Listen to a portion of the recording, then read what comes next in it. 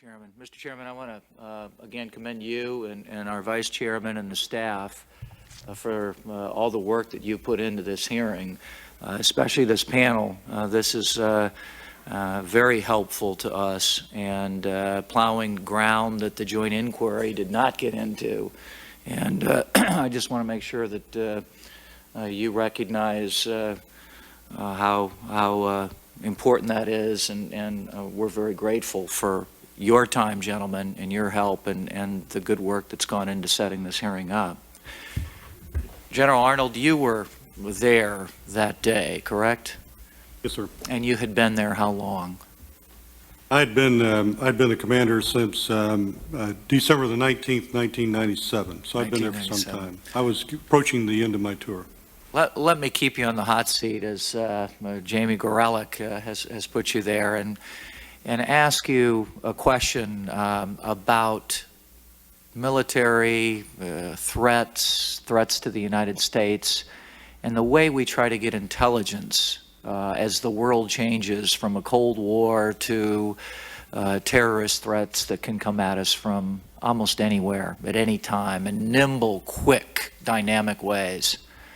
Were you aware at all of the fatwa that Osama bin Laden had put out in February of 1998 that said that he wanted to kill Americans, all Americans, everywhere he could, whether that was in the Middle East or in the United States of America? The answer to that is yes, and we had briefings that, our own briefings, I think we could even provide a date back to 1998 where we called Osama bin Laden the most dangerous man in the world. And our focus with the demise of the Soviet Union, Warsaw Pact, in accordance with the Hart-Rudman study, was that we felt like the greatest threat to the United States would come from a terrorist, a rogue nation, or I should say a nation of concern. And then were you aware of George Tenet's statement in December of 1998 that the United States was at war with Osama bin Laden and al-Qaeda? I don't recall that, but I suppose I was generally aware of that the United States was at war with terrorism around the world. One of the frustrations is that in looking at this issue very carefully over the last year and a half, that a lot of our people responsible for these kinds of things did not know of George Tenet's declaration or did not know of Osama bin Laden's declaration. If Vladimir Putin had made that declaration as the leader of a nation state, we would probably all be aware of it. If Kim Il-jung of North Korea or Saddam Hussein had made those statements in '98, we would probably all be aware of it. And that, combined with the intelligence that was coming in over the decade of the 1990s that pointed to planes as weapons, we need to look back, not to blame anybody, but to try to make sure that this kind of information can get into the right hands in the future so that we can respond nimbly and quickly to this very nimble and quick threat that is directed directly at the heart of America. And I would be very, very attentive to any suggestions you would have now that you've stepped away from that most important job that you took on for our country and for our people and performed very well, I'm sure. What do we need to do to break down these barriers of communication and increase the exchange of information so that we can respond quickly to this threat that will continue to come at us? Yeah, Mr. Commissioner, I think I've stated that earlier, what I thought we have done in terms of the intelligence community and awareness. I think we are at a greater awareness today than we ever were before. I would leave that up to perhaps General McKinley, not trying to duck the question, but I think I've answered that pretty much before. Well, if you think of more specific answers, please provide those for the record. Let me ask you a question about the time difference between the scrambling and the battle stations and getting airborne. The F-15s at Otis, which was about, what was the total time frame there for the F-15s at Otis? I believe that from the time they were notified to scramble, it was 6 minutes. 6 minutes. Yes, sir. Notified, scrambled, and then airborne. Notified, scrambled, and airborne, I believe that was 6 minutes. Is Colonel Scott, is that, So a total of, are you not talking of, no, they were on battle stations. Right. Because the Northeast Air Commander had put them on battle stations. But once we said scramble them, I believe it was 6 minutes.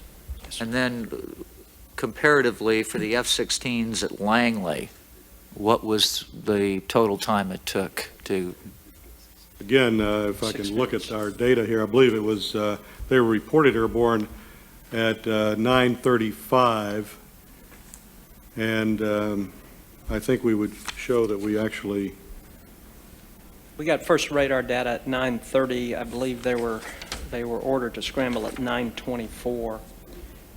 The 9:35 9:24. report is Yeah, correct, when they were correct. reported to have been airborne. 6 minutes. 6 minutes again? And these fighters, sir, have up to 15 minutes to get airborne. And it's very intricate, as Secretary Lehman knows, to get an airplane without anybody in it started, cranked, inertial line to the runway, get a clearance, get in the air. This 6 minutes is exceedingly quick. So at 9:35, those F-16s are airborne. They were airborne. I think they were airborne at 9:30, 9:30. actually, and they were reported airborne at 35. I'll correct my error here if I could, please. Okay. You were in the room when Secretary Mineta talked a little bit about arriving at the White House at about 9:20, and then overhearing a conversation at about 9:24, 9:25 between the Vice President and a young aide, where he inferred that there was already an order in place for a shoot-down, and he assumed it was for American Airlines 77. So sometime even before 9:20, there was an order in place that he overheard in the Presidential Executive Operations Center that had some exchange between, I assume, the Vice President, the President, and maybe the Special Ops, the Situation Room, and they had determined that they would have the authority communicated to somebody to shoot down American Airlines Flight 77. Were you at all aware of anything sometime after 9:15 or 9:20 to shoot down American Airlines Flight 77? I was never aware of any order given to shoot down American Airlines 77.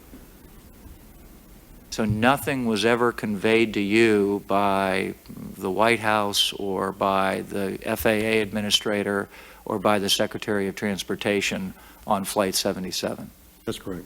So the only time that you ever received information on a shoot down was on flight number 93, and that was, After the fact. excuse me? After the fact. That was after the fact, and that was after 10 o'clock. That's correct. And that was from who?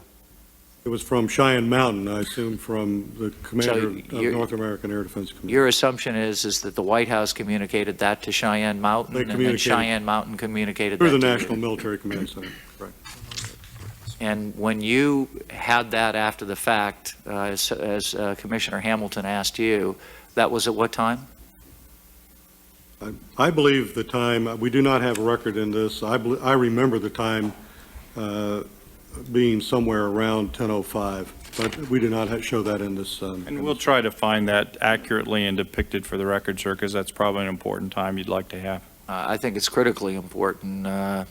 Colonel Scott, were you in on any of that information about the presidential authority to shoot down Flight 93? No, So sir. At the time, I was upstairs with the crisis action team. And General McKinley? I was trying to get out of the Pentagon, which was on fire, sir. So General Arnold, with respect to this decision, if you can get any more details on the timing and any information on Flight 77, that would be very helpful to us. Thank you again for your great